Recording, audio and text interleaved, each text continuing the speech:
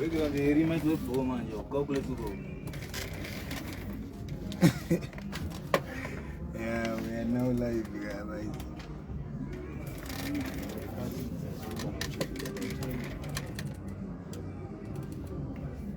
Very good. Is a fit boyo.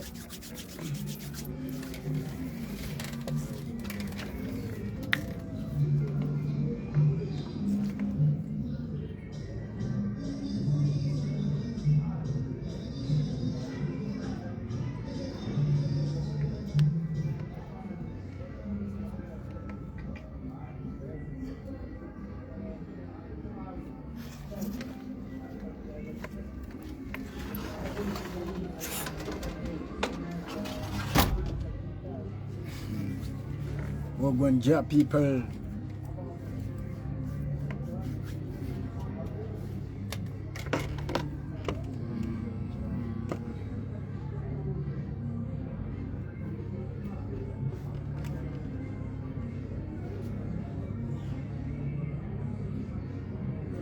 Banda.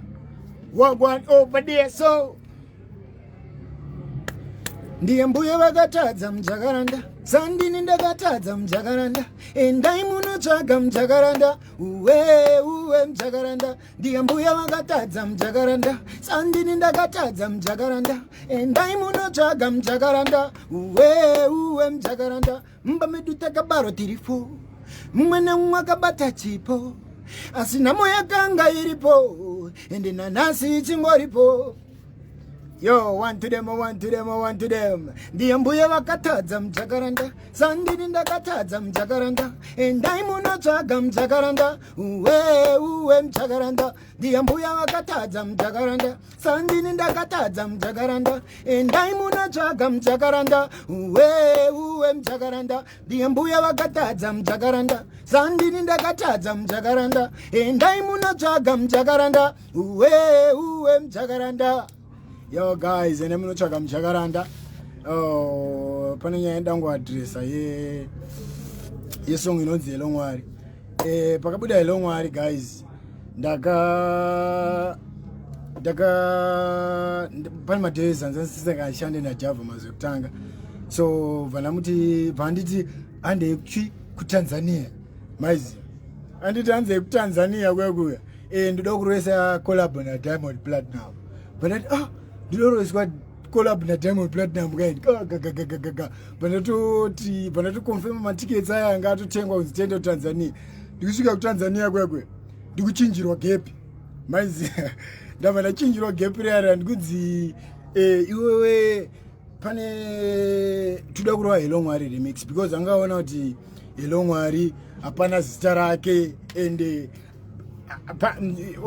madhezi ese ndaingoshedzera kuti passion Java because ndaiona kunge pamwe mbinga inokwanisa kuti batsira but as you see kuti vanhu vese vakaenda kunashi itori record label ratototembawo muZimbabwe kuti record label rakanosumudza ana Saint, ana Nishati, nana pana Reima chichi zvokuti vanhu vakasiyana unonga wasiwo palevel renani but vamwe vanhu vanenge vachitotsvaga isusu kuti vakwanise kusumudza mazita avo kwete kuti vasumudzire maartist maiziva. Saka ndaenda kuTanzania kuya ndasvika kuTanzania ndopandakanochinjirwa mabooks ndakunonzi aiwa iwewe kuri wanani naHaitham Kim, rest in peace Haitham Kim out of Tanzania. Ndachinjirwa pandati kwemimi wai mukuchinja gap zvokuti angoepatani ndakazomborwadziwa naye kuti nini aiwa hazviite guys, vanhu ndinoblesswa zvinhu zvakasiyana maizi keti wati rakazoitira angoepatani nderava madhira because inini angandiudza kuti da kuti usaine bepa rekuti inini uite artist wangu pandadaiwa Java inini ngatingoitai madhiri edu tibva tangopedzerana maiziya ipapo kwete zvekuti wewe ondisainisa mapepa inini handisiri saizi yekusainiswa bepa rekudzi inini ndotombanywa waizi. Saka ndonyaya ndongo adresa yekuti Hello Mwari pa remix ndo paida uzokwana kudai ndosaka angakarowa maprocesses ake kuti uyu ndotongomnyepera kuti zoni uri kunorowa collab naDiamond Platinum ranga riri rimwe level kayari maize ndopandakadzoka ikoko ndakatsamwa guys zvokuti mufesi ye ndasada kumuona because akandibetraya maiziya officially I was in a good relationship with Tinashe Mtarisi. Officially Mr. Mtarisi vaiti Jamaster munhu munyazoshanda boy and bo munhu mutori bo chichi but later on unotozorealize kuti binga ndakatizira aisirio vaiza patinoita ku wrong move but hapana tikungo haisinya yehondo kana kuti atasei but ndingoda kuedza kutaura kuti Mr. Mtarisi vakatofungwa idea yavo yekuti agandigadzire Nation Rhythm vagadzira rhythm rake Jamaster ipapo abva anopindochi parhythm zvisina hondo mukati zvekuti ndakatopushwa nevanhu vakawanda big up nosof to Zim Celebs Tough G's ndemumwe munhu akaisa ruoko pachinhu vanhu vakawanda ana Mr. Putiti vachitasei vachitoposta big up nosof Mkoma JP to the flip to the road vakatomboendoza song chichi stuff but munongoziva zvinoitika muupenyu guys ndezvekuti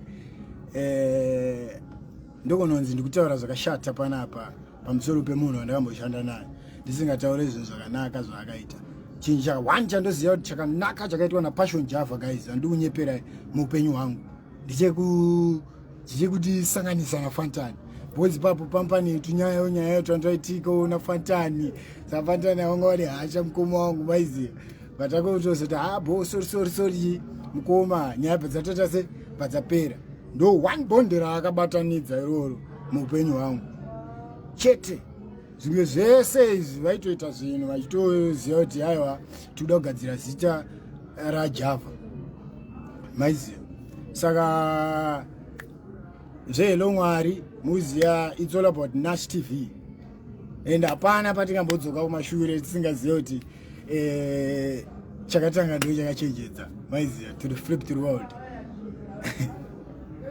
saka ndonyaya ingoripo guys ndamboposta nchitida kumbogeza sezvo mukuzoona kuti ndatigezei kuti ndiwe ndinyatsokutsanangurirai kuti Hello Mwari ndekuNash maiziya saka mukomana uyo anenge aida kungotrendo achingoshandisawo mapatterns evanhu zvekuti ndakadhiniwa ndikunyeperai ndakatsamwa pandakaendeswa kuTanzania ndichinzi iwe weda kuitisa collab naDiamond Platinum ofichi ndakazosvika ikoko pandapuwa upcoming panangozongoratidza upcoming lacho kuti hapana ndokonongokuitisawo zvinhu ofichi kuzonzi ndangozodzoka ndisina chinhu chandaita zvandisingaite because anga atodhiniwa kuti sei inini ndisina kuzoiswa zita rangu naJamaster pasong then pane Baboon handizoti Baboon here kana kuti Godzilla kana kuti chii rakandishedza kupodcast ndobva ndaramba because mukona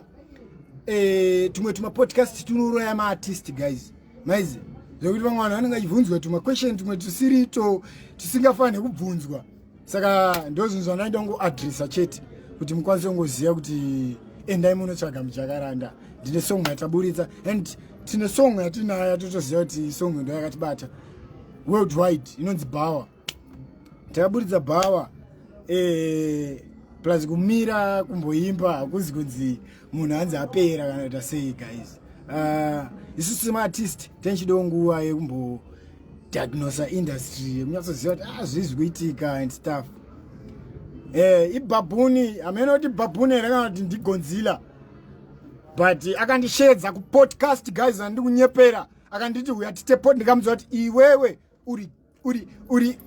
uri amene alright but ndonyaya ingoripo ndosaka ane bitterness because munoziva kuti inini saJamaster and remain of peace maiziva and remain of peace ndoda kuti maworks angotaura ega kwete kuti tichida kuti unge toda kushaudhana and whatever so ndonyaya ndangoadresa guys kuti Hello Mwari ana levels aritoziva nyamwe levels aritoziva kuti Hello Mwari yanga it's a Nation Rhythm 2 reku Nash TV maiziya and then zvinenge zvakuzotaurwa nevamwe izvi zvemanyepo but ndo chokwadi chizere.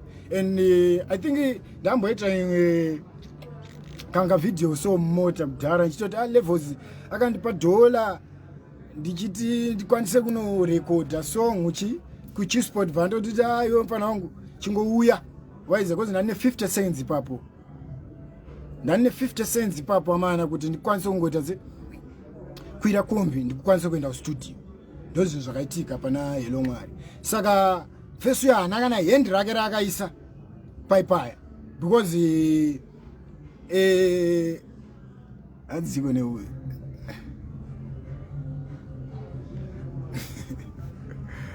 eza maiza ndosaka pasina kana zita rake, hapana zita rake pa Hello Mwari zvokuti pa remix yaiya ndo paakazoiswa zita rake bhozi angamboibato 1 anganinyepera futi. Ndo I was very disappointed nemunhu yeye because anganyepa and munongoziva kuti kunyeperwa wasvika zvafanana nekudhampwa kunyika kwausingazive, unenge wangoita any option yanenge yangotaurwa nemunhu yeye. Saka thank you so much guys, I'm out. Jamaster say so. Oyo ene munotsvaga mujakaranda tine song yanywana takaburisana Jasigina inonzi mujakaranda. Respect, men of peace.